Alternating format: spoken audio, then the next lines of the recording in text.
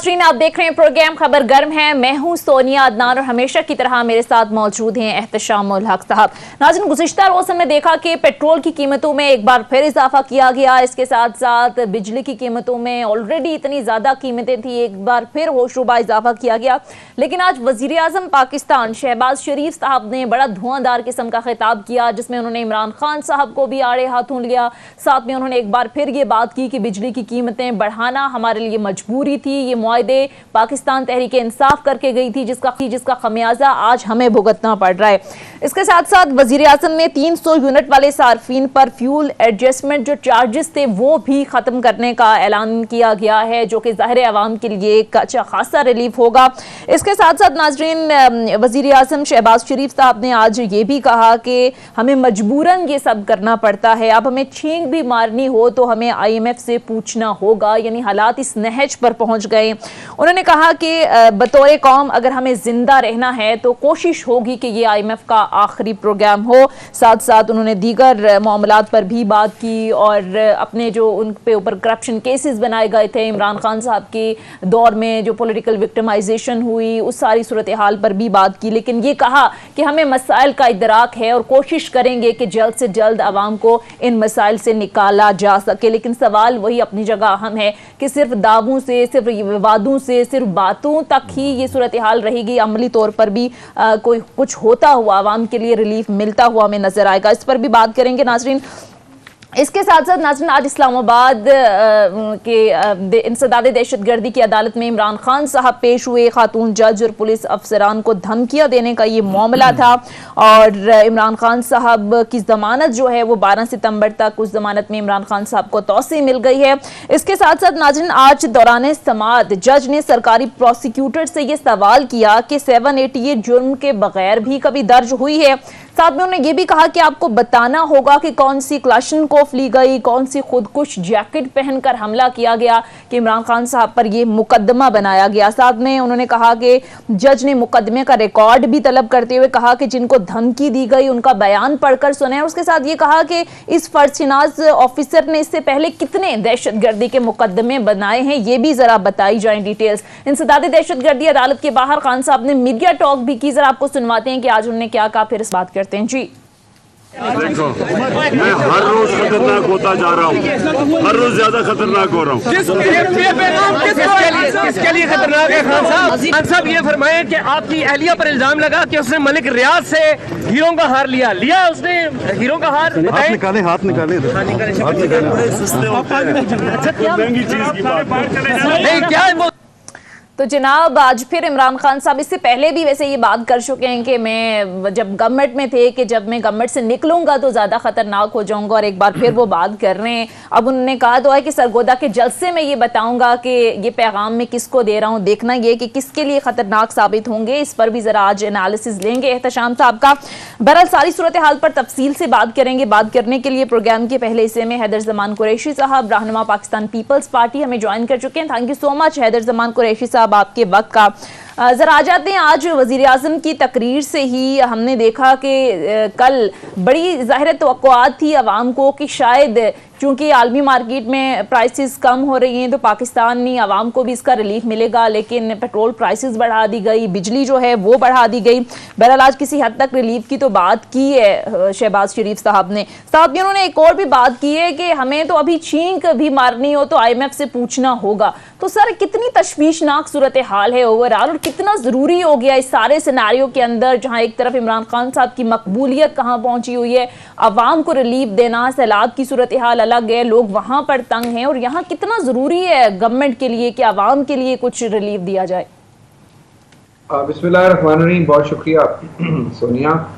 देखिए, सबसे पहले तो अल्लाह ताला का करम है, और जो पाकिस्तान की इस वक्त यूनिटी गवर्नमेंट है जिसका हम हिस्सा हैं, उसकी इकनॉमिक टीम और वज़ीर ख़जाना बिलावल भुट्टो ज़रदारी साहब और मिफ्ता इस्माइल साहब को और उनकी टीम को हमें क्रेडिट देना चाहिए कि उन्होंने इतने मुश्किल वक्त में, इतनी मुश्किलात के होते हुए, अनप्रेसिडेंटेड जो चैलेंजेस थे मुल्क में, एक सियासी जमात का लीडर मुल्क को डिस्टेबलाइज करने में उसने कोई कसर नहीं छोड़ी थी। और वो सारे इस एनवायरनमेंट में, और फरवरी में जब शौकत तरीन ने पीटीआई गवर्नमेंट में छठा रिव्यू करवाया, तो जो उन्होंने IMF से किस्त लेने से पहले अपने एग्रीमेंट में जो चीज़ें करनी थी वो सबसे बैक ट्रैक कर गए, और उसका खमियाजा न सिर्फ पाकिस्तान ने, पाकिस्तान की मईशत ने, बल्कि पाकिस्तान की कौम ने अपने खून देकर अदा किया है। मैं समझता हूँ it is nothing short of giving your blood and sweat, और बहुत तकलीफ हुई है और अभी भी हो रही है। अब देखना ये है कि IMF प्रोग्राम जो परसों साइन हुआ, कल किस्त के पहले पैसे भी आ गए, और यकीनन ये फूलों की सेज नहीं है, लेकिन अब आहिस्ता आहिस्ता आप एक इकोनॉमिक स्टेबिलिटी की तरफ जाएंगे। मार्केट्स को, इन्वेस्टर्स को एक होगा कि हम अब डिफॉल्ट सिचुएशन से निकल आए हैं, अब रिहैबिलिटेशन ऑफ द इकोनॉमी और रेस्क्यू से आप निकल आए हैं। अब इसको आपने रीबिल्ड करना है, और एक हदूद व कयूद और फाइनेंशियल डिसिप्लिन में। देखिए, IMF ने ये आपको नहीं कहा कि आप रिलीफ नहीं दे सकते, वो ये कहते हैं कि आप अपना बजट डेफिसिट कर्टेल करें, अपनी अननेसेसरी स्पेंडिंग को ख़त्म करें, आप अपनी सब्सिडीज़ को अगर आपने लाना है तो BIST के ज़रिए जहां लोगों तक जा रही है सब्सिडी, उन मैकेनिज्म को और टूल्स को यूज़ करें, और इन्फ्लेशन को नीचे लाएं, एक्सचेंज रेट को आप खुला छोड़ें जो कि छोड़ा हुआ है। तो हम ये समझते हैं और उम्मीद है कि अगले आने वाले चंद हफ्तों में आहिस्ता आहिस्ता, आज भी देखिए इंटरबैंक कम हुआ है तीनों ट्रेडिंग सेशंस में, ये डॉलर जो है आपको 200 के लगभग जाता हुआ दिखाई देगा, और आपको जो ये फिस्कल स्पेस मिलेगी जब डॉलर का रेट कम होगा, तो 1 रुपया कम होने से अरबों डॉलर, अरबों रुपए जो हमारा डोमेस्टिक डेट है या फॉरेन डेट है उसका हुजम कम होगा, हुकूमत के पास स्पेस आएगी। और यही वजह है कि पहले 100 यूनिट की बात हुई, फिर 200 की हुई, और मुझे खुशी है कि आज वजीर आज़म साहब ने 300 यूनिट की बात की। जहाँ तक पेट्रोलियम प्राइसेस की बात है, बहुत आई एम ग्रेटफुल कि बड़ा अच्छा आपने सवाल किया। ये सब जगह ये तशनगी थी, और जब पिछली 15 तारीख पहले भी लोगों का ये ख्याल था। देखिए, IMF के साथ एक तो हमने बतदरीज PDL को और बढ़ाना है और GST लगाना है, लेकिन उसके साथ साथ जैसे ही डॉलर कम हो रहा है, और ये जो प्राइस होती है सोनिया, ये 45 डेज पहले जो PSO ने इंपोर्ट किया होता है फ्यूल, उसके ऊपर थी।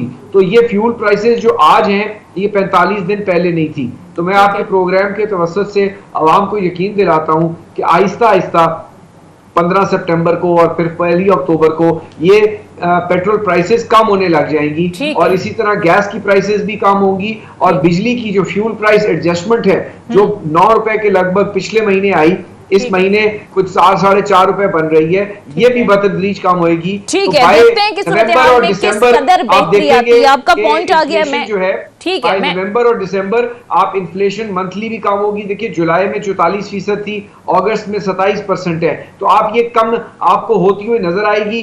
थोड़ी सी इकोनॉमिक सिचुएशन कूल डाउन होगी, और फ्लड्स का तो इम्पैक्ट आएगा, तो हमारी रेवेन्यू करेक्शन भी हिट होएगी। ये एक अनफॉर्चुनेट बात है कि हमें रैपिड फाइनेंसिंग इंस्ट्रूमेंट की तरफ अब जाना होगा। IMF के पास लगभग हम $1 अरब के फर्दर हम मुस्तहिक हो सकते हैं, और मल्टीलैटरल एजेंसी से हमें एड आएगी। तो मैं ये तो नहीं कहता कि सिचुएशन बहुत आइडियल है, चैलेंजेस हैं, लेकिन कुछ बेहतरी की सूरत-ए-हाल हमें नजर आएगी। पॉइंट आ गया है सर। ठीक है, एहतशाम साहब, आपको लगता है सर इदराक तो है प्राइम मिनिस्टर को? आज उन्होंने कहा कि ड्राइवर्स तक के बिल 18 से 20 हजार तक आ रहे हैं, वो कहाँ से भरेंगे, मुझे डर है कि ये मुआहिदा दोबारा से ना टूट जाए। फिर उन्होंने कहा कि अब हमें छींक भी मारनी हो तो IMF से पूछना होगा, हमारी मजबूरी है, यानी कि हम खुद मुख्तार नहीं है। आपको लगता है जो बात हैदर जमान कुरैशी साहब कर रहे हैं, अब सूरत-ए-हाल में कुछ बेहतरी आएगी? सुनिए, 2-3 चीज़ें बड़ी इंपॉर्टेंट है, उस पर मैं बात करूंगा, फिर मैं भी कुरैशी साहब से ही सवाल पूछूंगा। देखें, 2 चीज़ें जो कुरैशी साहब ने की हैं, काश ऐसा होता।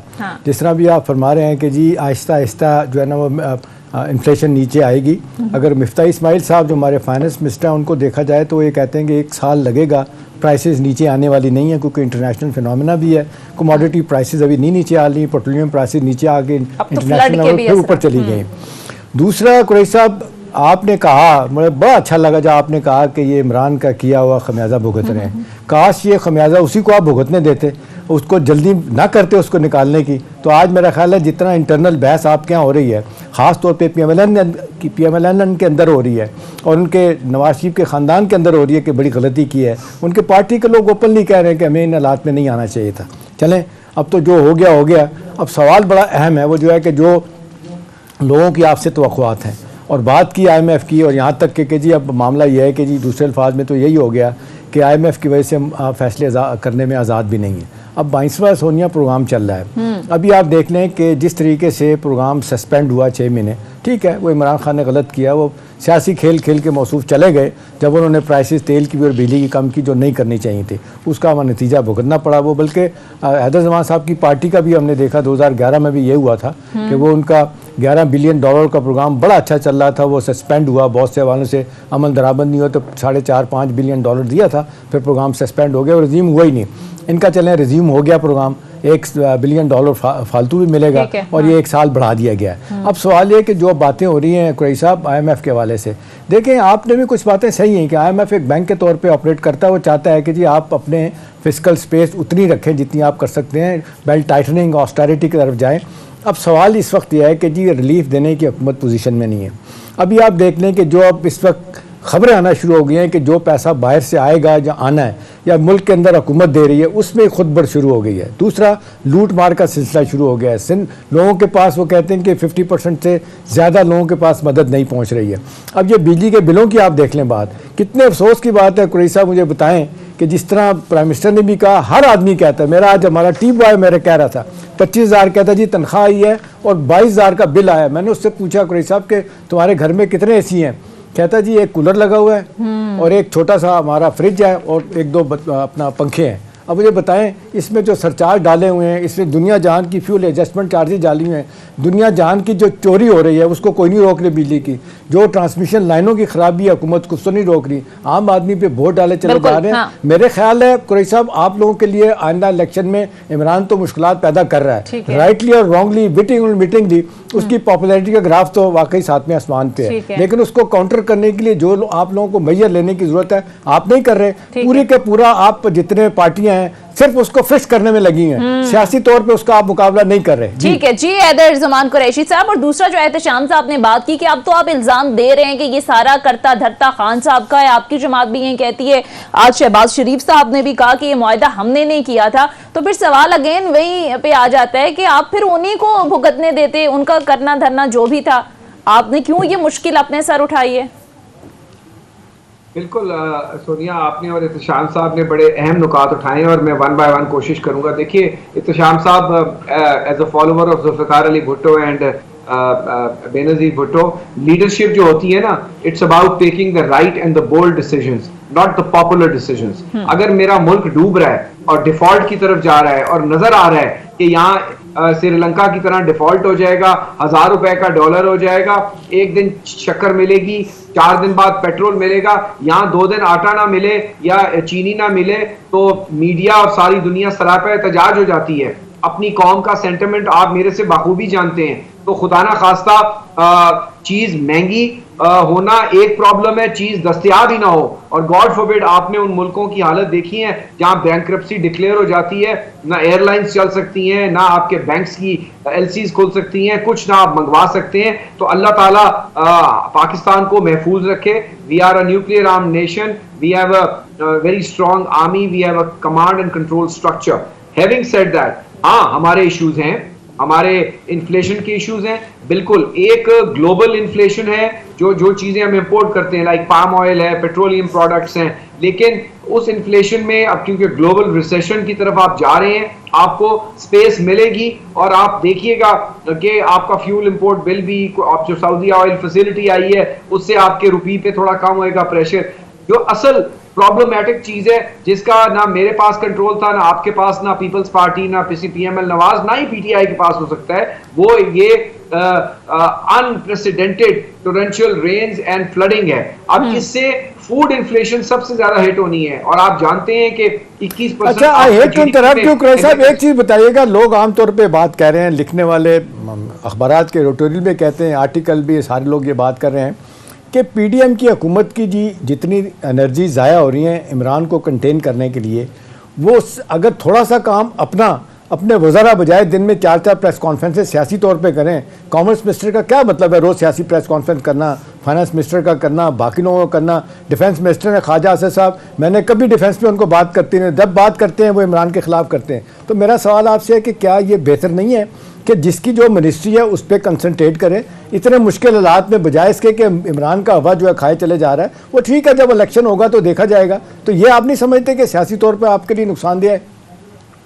नहीं, बिल्कुल सही आप कह रहे हैं। और मैं समझता हूं कि हमारी बीआईएसपी के वजीर हैं या कॉमर्स के हैं या चेयरमैन साहब हैं, इन सबको इस वक्त तो किसी को प्रेस कॉन्फ्रेंस की नहीं पड़ी हुई, लेकिन आप भी मीडिया पर्सन हैं। चंद लोग होते हैं गवर्नमेंट में, उनको कहीं ना कहीं सिवाय मरियम औरंगजेब तो इनफ नहीं है, रिस्पॉन्ड करना पड़ता है, क्योंकि दूसरी तरफ सारा वक्त ये काम है। लेकिन मैं आपको बताना चाहता हूँ कि जो सीनियर वुज़रा हैं, जो संजीदा वुज़रा हैं, वो अपनी अपनी मिनिस्ट्रीज में बहुत मेहनत कर रहे हैं। और आज ही 10,000 मेगावाट की एक अनप्रेसिडेंटेड सोलर पॉलिसी की अप्रूवल दी है प्राइम मिनिस्टर ने, और उसमें गवर्नमेंट बिल्डिंग है, प्राइवेट सेक्टर। नवीद कमर साहब का कोई सियासी बयान नहीं देखा, वो लगता है कि अपनी मिनिस्ट्री में काम कर रहे हैं, उनको मैंने प्रेस हमारे और लोग भी कर रहे हैं। बट मैं आपका जो कोर सवाल था, अगर आप मुझे वो कंप्लीट करने देते, आपने थोड़ा सा मुझे इंटरप्ट कर दिया। मैं ये बताना चाह रहा हूं कि एक तो आपकी फूड इन्फ्लेशन जो इस वक्त सबसे ज्यादा मेरे लिए जाती तौर पे भी परेशान कौन है, आपका एग्रीकल्चर सेक्टर सिंध और साउथ पंजाब और केपीके का जो साउथ है, या आपकी फूड बास्केट थी DI Khan division, DG Khan division और सिंध के 23 अजला। तो आपका राइस, आपका वहां पे जो शुगर केन में थोड़ा कम डैमेज हुआ है, कॉटन आपकी एलिमिनेट होगी, ये पूरी की पूरी आपकी आगे अगर वाटर रिसीड नहीं करता, जिसके इम्कानात हैं, तो आप अपनी वीट भी टाइमली नहीं काश्त कर सकेंगे। तो आपको, और सब्जियां, तो एक तो आपको फूड इंपोर्ट्स करनी पड़ेगी, वेजिटेबल्स की कहां से होती है, टू कंटेन दैट, यहाँ पे रोबस्ट मेजर्स लेने पड़ेंगे। तीसरी बात यह है कि आपको सोलर की तरफ जाना है इन द शॉर्ट टर्म, ताकि आपकी cost of buying energy basket कम हो। आपकी एक्सपोर्ट इंडस्ट्री को आपको जो लेवलाइज टैरिफ देना है 9 सेंट का, वो बिजली और गैस का आपको देना पड़ेगा, ताकि आप डॉलर्स अर्न करें। ये आपके शॉर्ट टर्म मेजर्स हैं। मैं नहीं समझता कि ये ओवरनाइट ठीक होगा। ठीक है, चीजें ठीक है, पॉइंट आगे सर, आगे बढ़ते हैं। आई थिंक 2 महीने के बाद जब बेहतरी आहिस्ता आहिस्ता नजर आएगी तो हम उस तरफ जाएंगे। लेकिन मैं आपको यकीन दिलाता हूं कि हम इमरान खान से बिल्कुल बॉदर्ड नहीं है। ये जो लग रहा है, उनकी जो अपनी जबान है, जो वर्बल डायरी है कि वो मरीज है, वो अपने लिए खुद प्रॉब्लम्स क्रिएट करते हैं, चाहे वो अदलिया पे अटैक हो, चले पॉइंट आ गया वैसे आज, चाहे वो इदारों पे अटैक हो। पीडीएम तो उनको नहीं कहती कि या उनमें चंदा मामा बैटरी सेल डाल देती है, सुबह उठना है तो अदालत पे अटैक करना है, अदलिया पे करना है, फौज पे करना है, किस पे करना है, वो उसको हमने छोड़ा हुआ उसी काम पे। मैंने तो अपनी पार्टी में कहा है कि उनको एक टाइटैनिक शिप बनवा दें कि वो फ्लड एरिया में भी जाके जलसे करें। उनको जो करना है वो करे, पाकिस्तान की आवाम देख रही है, हमने काम करना है। ठीक है, 100% एग्री विद यू। ठीक है, ऐसा होता हुआ नजर भी आया। अच्छा एहतशाम साहब, ये वैसे आज अदालत ने भी कहा मुकदमे पे मुकदमे बनाए जा रहे हैं। एक तो इमरान खान साहब का जो उन्होंने कहा है कि मैं बहुत ज्यादा खतरनाक होने जा रहा हूं, और कहा है कि आज सरगोदा के जलसे में पैगाम भी दूंगा कि किसके लिए मैंने ये बात की है। दूसरा सर, आज अदालत ने भी कहा है कि ये 780 जुर्म के बगैर दर्ज कैसे हुई, आपको बताना होगा कि कौन सी क्लाशनकोफ ली गई और कौन सी खुदकुश जैकेट पहनकर इमरान खान साहब ने हमला किया, जो आपने ये मुकदमा बना लिया। तो आपको लगता है कि एम्बैरेसिंग है गवर्नमेंट के लिए? सोनिया, दहशतगर्दी का जब मुकदमा बनाया गया था उस वक्त मेरा ख्याल है बेशुमार लोगों ने इसको कहा था कि ये ना करें। मुझे ज़ाती तौर पे पता है कि हैदर जमान साहब की पार्टी के लोग भी यही कहते थे प्राइवेटली कि यार ये गलत है, इसको करने की ज़रूरत नहीं है, जो जेन्युइन बात बनती है वो करें।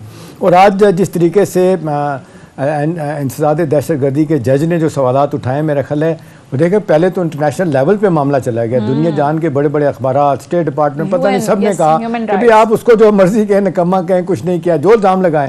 लेकिन ये दहशतगर्दी की आपने जो बात की, अब बात यह है कि ये माजत के साथ इमरान खान साहब की पार्टी भी यही करती रही, उन्होंने भी मुकदमे बनाए इन लोगों को भी, और पीपल्स पार्टी के लोगों की तो ग्रेस है। मैं दिल से कहता हूँ बात कि इन्होंने कभी अदालतों के बारे में बात नहीं की, कभी नेशनल इंटरेस्ट के बारे में इस तरह बात नहीं की।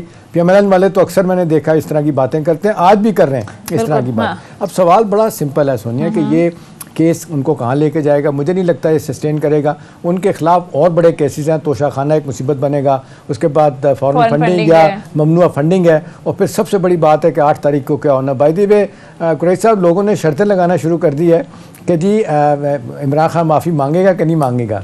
तो अब यहाँ तक बातें पहुँच गई हैं। मेरा अपना ख्याल है कि माफ़ी उसको मांगनी पड़ेगी, मांगनी चाहिए।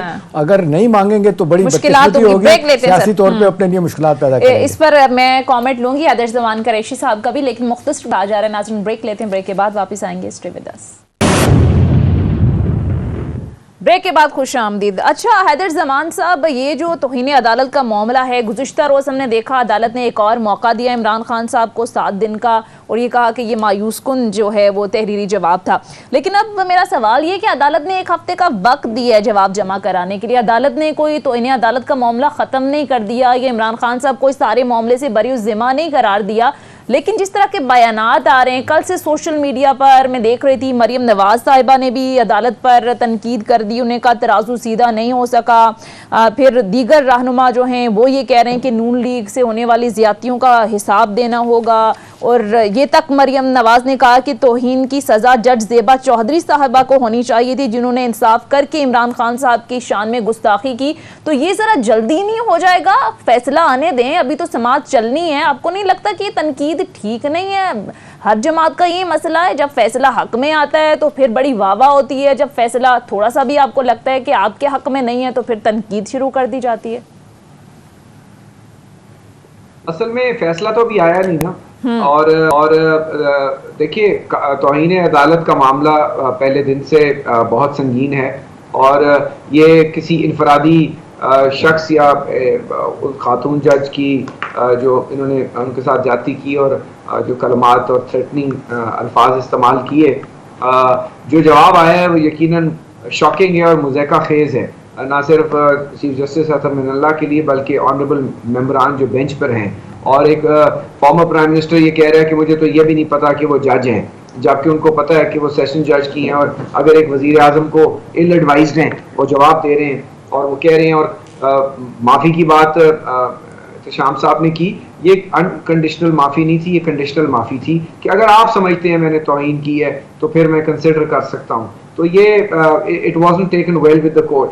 अब देखिए लीगल फ्रेटर्निटी, सियासी जमातों को छोड़ते हैं, कानूनी बात कर रहे हैं। वो कहते हैं कि मैं अपने अल्फाज वापस ले लेता हूँ, माफ़ी की तो जिक्र ही नहीं किया उन्होंने कि आप कहें तो माफ़ी मांग लूँ, तो बात ख़त्म हो जानी थी। हाँ जी, क्योंकि तौहीन अदालत में जो कानून है और जो प्रेसिडेंट्स हैं, EML नवाज के केसेस निकाल भी दें, एक जो कॉन्स्टिट्यूशनल जो जुडिशल प्रेसिडेंट्स मौजूद हैं इस मसले पे कि you have to throw yourself at the mercy of the court, और आपको अपने सामने सरनिगू होके ना सिर्फ माजरत करनी होती है और कोर्ट के रहमो करम पे अपने आप को छोड़ना होता है, ये कॉन्सेप्ट है। और जब शो कॉज इशू हो जाता है तो उसके बाद इस तरह देखा गया है अमूमन, और नून लीग के केसेस ना भी हों तो और भी बहुत सारे केसेस हैं कि वहां पे फिर चार्ज फ्रेम होता है, और यहाँ पे जवाब बिल्कुल तसल्ली बख्श नहीं था। ना सिर्फ वो बल्कि ये भी हैरान कुन था कि जो तौहीन अदालत का मुर्तकिब होता है, ये जिसको शो कॉज दिया जाता है, अदालत में उसको डॉक में खड़ा किया जाता है, वो अपना जवाब देता है वहां पे, या जो भी पॉइंट ऑफ व्यू है। यहाँ पे तो मौसूफ टांग पे टांग रखकर गप्पे लगा रहे थे और क्या लगा रहे थे और गप्पे कोर्ट में। तो ये it hasn't gone well with even the legal fraternity.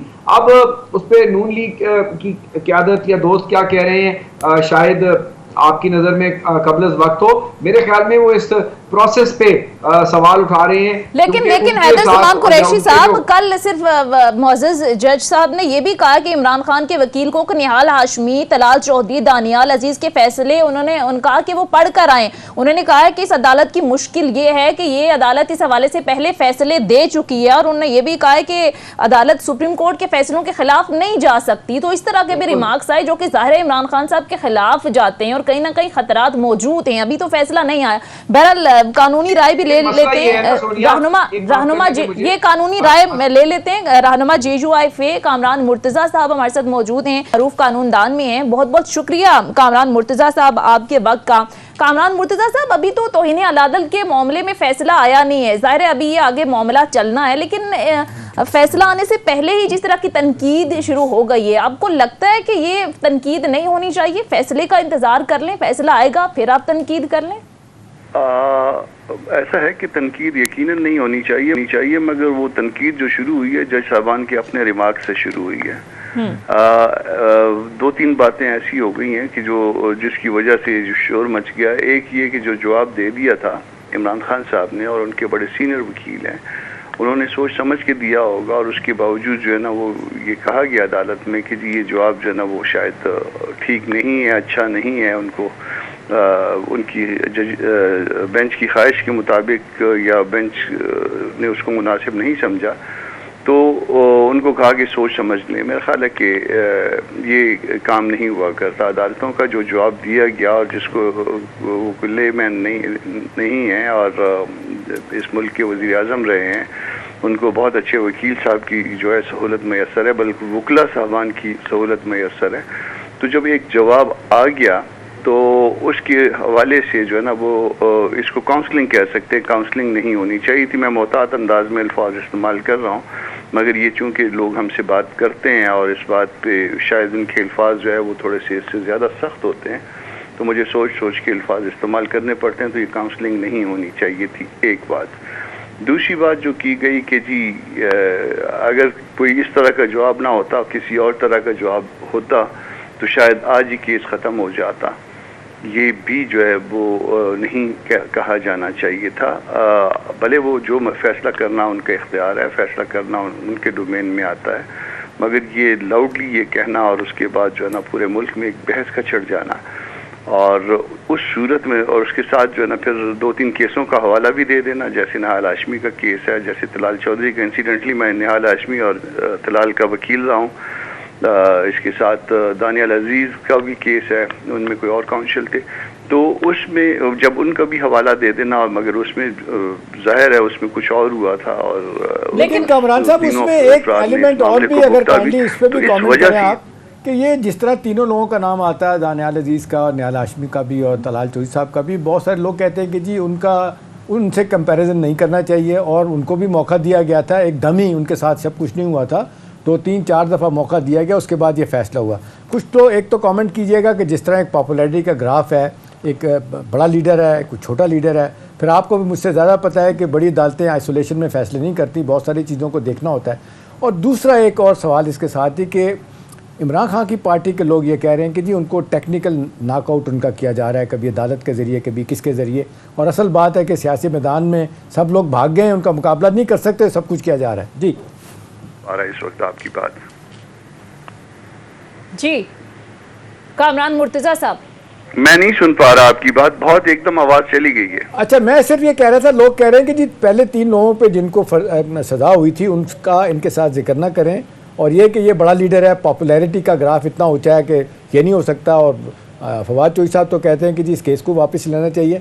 मुखालफिन ये कह रहे हैं, वो कह रहे हैं कि टेक्निकल अगर इशू है तो मदीने की रियासत का जो है ना वो तो जिक्र छोड़िए, पाकिस्तान में भी पॉपुलर होना या मेरी तरह गैर पॉपुलर होना जो है ना वो मैटर नहीं करता। कानून के सामने जो है वो मदीने की रियासत में नहीं, पाकिस्तान की रियासत में भी सब बराबर है। नहीं, वो ठीक है, बराबर तो है, लेकिन सवाल यह है कि सब लोगों को पता चल रहा है कि जिस तरीके से मुकदमात बनाए गए हैं या बन रहे हैं, कहीं पे तो लगता है कि मुकदमे में सिरे से जान ही नहीं है। जैसे अभी एंटी टेररिस्ट वाला अदालत वहाँ पे गया मामला, आज अदालत में भी आपने देखे जज साहब ने भी कहा कि ये कोई खुद कुछ जैकेट मिली है, कुछ और मिला है, मतलब पहले भी इस हजीमत तो हुकूमत को उठाना पड़ी थी ये करके। तो इसी तरह से foreign funding case, Toshakhana case, वो तो चले बाद में आएंगे। इस हवाले से तो लोग कह रहे हैं कि इतना बड़ा केस नहीं बनता अगर वो 8 तारीख को अदालत में आके कह देते हैं कि जी मेरा मतलब ये नहीं था, जो वैसे भी है वो थोड़ा तब्दील करके ले जाते हैं हामिद खान साहब, तो शायद उनकी बात मान ली जाएगी।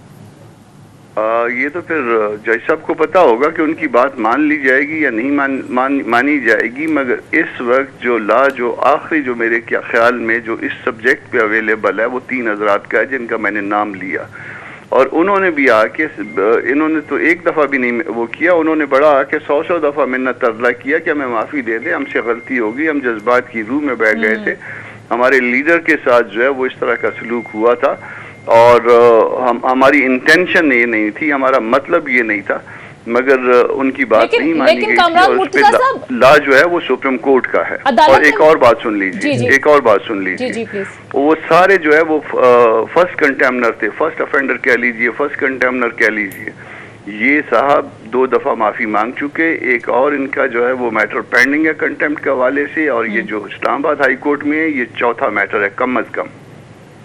ठीक है। अच्छा कामरान मुर्तज़ा साहब, एक हफ्ते बाद इमरान खान अगर माफ़ी नहीं मांगते तो फिर अदालत ने कहा है कि हम इस केस को आगे बढ़ाएंगे, ये मामला आगे बढ़ेगा। अगर पहले ये जवाब से अदालत मुतमईन नहीं हुई तो आपको नहीं लगता कि अदालत को मौका देना चाहिए? अगर अदालत, आप क्या कह रहे हैं कि नरमी ना दिखाए, एकदम से कल ही उन पर तौहीन अदालत का वो लग जाता, नाहल हो जाते, ये एक्सपेक्ट कर रहे थे? देखिए, मेरी इनकी एक्सपेक्टेशन का मुझे नहीं पता, और अदालत क्या फैसला करेगी ये भी यकीनन मुझे नहीं पता होना चाहिए, या मेरी मर्जी के मुताबिक फैसला नहीं होता। मगर स्टैंडर्ड वो होगा जो स्टैंडर्ड सुप्रीम कोर्ट ने सेट कर दिया है दूसरे सिमिलर केसेस में। और ये भी बात कामरान साहब जो कर रहे हैं कि जो कल उन्होंने बेंच के ऊपर भी एतराज़ात उठाए और ये भी कहा, और बात चौधरी साहब तो उठते बैठते कह रहे हैं कि जी सो मोटो तो सिर्फ सुप्रीम कोर्ट ले सकती है, हाई कोर्ट नहीं ले सकती। और दूसरी बात यह कि 2003 का जो तौहीन अदालत ऑर्डिनेंस है, इसमें कहा जा रहा है कोई तब्दीली, कोई न्यू जुरिस्प्रूडेंस आप लगते हैं कि आने वाली है, जो आनी चाहिए, कि क्या है इस हवाले से? देखिए, वो तो तब्दीली आनी चाहिए की जो बात है वो पहले भी ये बात होती रही है कि जी बाज़ लोग कहते हैं कंटेम्प्ट होनी नहीं चाहिए, बाज़ लोग कहते हैं कि इसमें तब्दीली आनी चाहिए। तो बहरहाल इस वक्त लॉ ऑफ द लैंड है ना, ये तो जो लॉ ऑफ लैंड है अगर उसकी वायलेशन हुई है तो वो सलूक होना चाहिए जो दूसरे शहरियों के साथ होता है। अगर इससे पहले जो है ना वो किसी को इसी तरह के मामलात में छोड़ दिया गया था तो यकीनन इनको भी छोड़ देना चाहिए। और ये इनके मुखालफिन कह रहे हैं टेक्निकल नॉकआउट करने की कोशिश की जा रही है, जो अपना पीटीआई के लोग कह रहे हैं। नहीं है, उसने तो खुद इसको इनवाइट किया है, उसने तो जलसा आम में बाजू चढ़ा के और नाम ले लेके जो ना इस मामले को, इस मुसीबत है या उनके लिए अच्छाई है, इसको इनवाइट किया है। ठीक है। अच्छा हैदर ज़मान कुरैशी साहब, वक्त कम है, मैं अब आपकी तरफ आऊंगी। जाहिर है इमरान खान साहब पर पिछले दिनों बड़ी तनकीद हुई कि वो इदारों को तनकीद का निशाना बनाते हैं, इदारों पर वो तनकीद करते हैं, लेकिन अब दोबारा से यही जो सूरत हाल है आपकी जमात की जानिब से या PDM की जमातें उनकी जानिब से भी देखने को मिली है, जैसे वही अगेन बात की अभी फैसला आया नहीं है, तो ये रविश इमरान खान साहब भी वही करते हैं, आपकी जमात भी यही करती है, फिर फ़र्क क्या हुआ? और फिर ये कि अपना लॉ मिनिस्टर साहब को आपको लगता है आजम नज़ीर तारड़ को ये कहना है कि जी इमरान खान साहब तो लाडले हैं, मतलब इनको तो इस तरह की बातें नहीं करनी चाहिए। देखिए, अल्फाज का चुनाव यकीनन क्वेश्चनेबल हो सकता है, लेकिन कामरान मुर्तज़ा साहब ने बहुत एलिक्वेंटली वही बात फ्रेज कर दी, केस लॉ भी बता दिया, और जो लेट डाउन प्रोसीजर है सुप्रीम कोर्ट का। देखिए, किसी ने इमरान खान को बंद गली में नहीं धकेला, मैंने आपको पहले भी कहा वो एक वर्बल डायरिया का शिकार हैं, बगैर सोचे समझे बात करते हैं। अतर मिल्ला साहब ने भी यही बात की कि जो उनका स्टैचर है और जिस लेवल का वो अपने आप को लीडर समझते हैं, और पॉपुलैरिटी जुल्फ़िकार अली भुट्टो से तो अभी भी मैं समझता हूँ उनकी ज़्यादा नहीं है, तो अगर उनको अदालत ने फांसी चढ़ा दिया था तो इनको भी समझदारी से बिहेव करना चाहिए। वो गलत चढ़ाया था, वो पॉलिटिकल जुडिशियल मर्डर था उनका। आप चाहते हैं इनके साथ भी यही कुछ हो जाए? नहीं, इनके साथ ये नहीं होगा ना। ठीक है, आपका पॉइंट आ गया सर। माजरत के साथ वक्त खत्म हो गया है। बहुत बहुत शुक्रिया JUIFA के सिवा कामरान मुर्तज़ा साहब, पीपल्स पार्टी से हैदर ज़मान कुरैशी साहब हमारे साथ मौजूद थे। नाज़रीन, फीडबैक जरूर दीजिएगा। अगले प्रोग्राम तक इजाजत दीजिए, खुदा हाफिज़।